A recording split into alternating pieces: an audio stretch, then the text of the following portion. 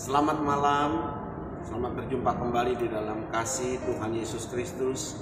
Jemaat yang dikasih Tuhan, inilah tayangan perdana daripada channel Renungan Malam kita GBI Menhope, yang nanti akan kita kembangkan juga dengan channel Zoom untuk mendoakan Bapak Ibu yang membutuhkan topangan doa.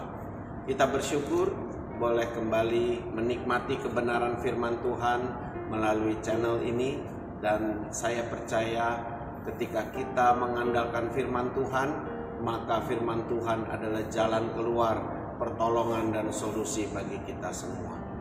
Bapak Ibu yang dikasih Tuhan, pernahkah Bapak Ibu dalam satu situasi di mana sudah bekerja habis-habisan, sudah berusaha mati-matian, sudah belajar dengan begitu keras, tetapi hasil yang diperoleh tidak sesuai dengan yang diharapkan?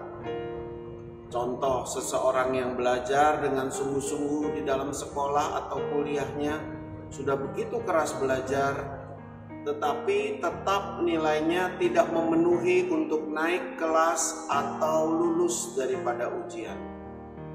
Kalau Bapak Ibu pernah mengalami hal demikian, saya katakan sekali lagi, jangan takut. Sebab apa? Sebab ternyata setiap hal yang diizinkan Tuhan itu terjadi, maka Tuhan mempunyai rencana dan maksud di dalam hal tersebut.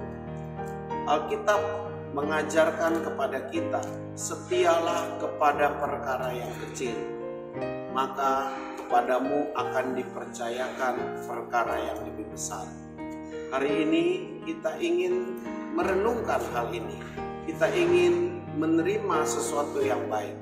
Walaupun dunia mengajarkan kepada kita harus mendapatkan hasil yang sebesar-besarnya. Tetapi Tuhan tidak pernah mengajarkan demikian. Tuhan ingin hasil yang kita peroleh itu dari proses yang baik.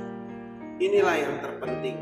Karena itu kita diizinkan memasuki berbagai-bagai masalah dan persoalan. Supaya apa? Supaya itu membentuk kita. Itulah proses yang harus kita jalani. Itulah proses yang harus kita hadapi. Nah, di dalam kesempatan ini, mari kita membuka sebagian firman Tuhan di dalam Injil Lukas pasal yang ke-16 ayat yang ke-10. Kita akan membaca bagaimana Tuhan sekali lagi berpesan kepada kita. Ayat yang tadi sudah saya bacakan, barang siapa setia dalam perkara-perkara kecil, ia setia juga dalam perkara-perkara besar. Dan barang siapa tidak benar dalam perkara-perkara kecil, ia tidak benar juga dalam perkara-perkara besar. Bapak Ibu yang dikasih Tuhan, ternyata Tuhan menilai hal-hal yang kecil. Hal-hal yang kecil di sini ini adalah hal yang kecil bagi dunia, tidak dipandang bagi dunia. Tetapi justru itulah yang menjadi hal yang paling besar di dalam Tuhan. Itulah dasar Tuhan untuk mempercayakan kepada kita kehidupan selanjutnya. Apa hal-hal kecil yang tidak dipandang dunia? Buah-buah roh contohnya. Itu tidak dipandang oleh dunia. Kesetiaan, ketekunan, integritas yang tahun ini kita menjadikan tema di dalam hidup kita. Bagi dunia itu tidak penting. Bagi dunia itu hanya sesuatu yang membuang waktu. Tetapi justru Tuhan di sana menilai kita. Bagaimana ketekunan kita di saat kita mengalami kegagalan. Bagaimana kesetiaan kita di saat kita menerima hasil yang tidak kita harapkan, seperti tadi di awal saya katakan. Bagaimana kemurahan hati kita di saat dunia sedang begitu susah dengan krisis yang berkepanjangan, di mana dunia tidak peduli satu sama lain. Bagaimana kita menjaga hati agar kudus dan tidak bercacat celah. Itulah hal-hal kecil yang ternyata menjadi pusat perhatian Tuhan, menjadi fondasi perhatian Tuhan. Bapak Ibu yang dikasih Tuhan, bagi Tuhan kalaupun kita mendapat hasil, contoh kita mempunyai kekayaan, materi, harta yang berlimpah, Tetapi kalau melalui proses yang tidak baik, melalui mengambil hak orang lain, melalui kita menari, bergembira di atas penderitaan orang lain, maka itu tidak berarti apa-apa, malah mendatangkan murka Allah, bukan? Oleh karena itu hari ini, kalau kita mengalami kegagalan, kalau sepanjang hari ini doa kita belum dijawab, tentu ada hal-hal yang kecil menurut dunia tetapi besar menurut Tuhan yang masih Tuhan minta kita benahi. Karena itu hari ini sekali lagi, di malam ini sebelum kita beristirahat, mari kita melihat contoh-contoh firman Tuhan. Di dalam Kisah Rasul pasal 16, 17, 18 kita juga bisa membaca bagaimana Paulus, seorang rasul yang begitu dahsyat dipakai Tuhan, dia juga mengalami hal-hal yang tidak dia harapkan. Pernah dia berkhotbah di suatu daerah, ribuan orang yang mendengar. Ternyata hanya satu orang yang bertobat, seorang wanita bernama Lydia. Lalu masih banyak contoh-contoh lain. Di Filipi misalnya, dia masuk penjara dan karena dia menghadirkan kuasa Tuhan di sana, maka akhirnya pintu penjara terbuka. Oleh karena itulah akhirnya kepala penjara bertobat. Tetapi tahukah saudara, itulah satu-satunya keluarga di Filipi yang bertobat, yang menerima Tuhan. Yang lain tidak menerima Tuhan. Padahal Paulus sampai masuk penjara untuk memberitakan Injil. Demikian juga nama-nama seperti Apolos, ada nama seperti Jason, dan ada nama-nama yang lain yang ternyata mereka dimenangkan satu-satu.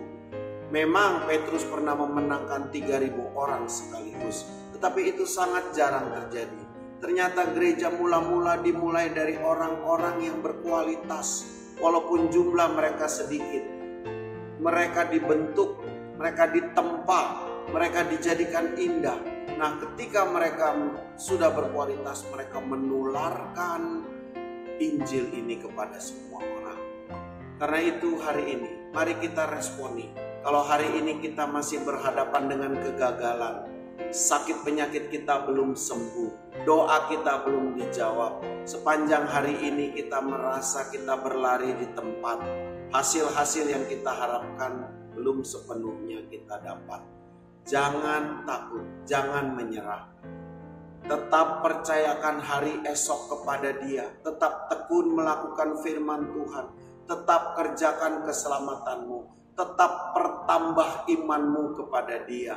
Percayalah, hari esok akan lebih baik daripada hari ini kalau engkau tetap setia pada perkara-perkara yang kecil.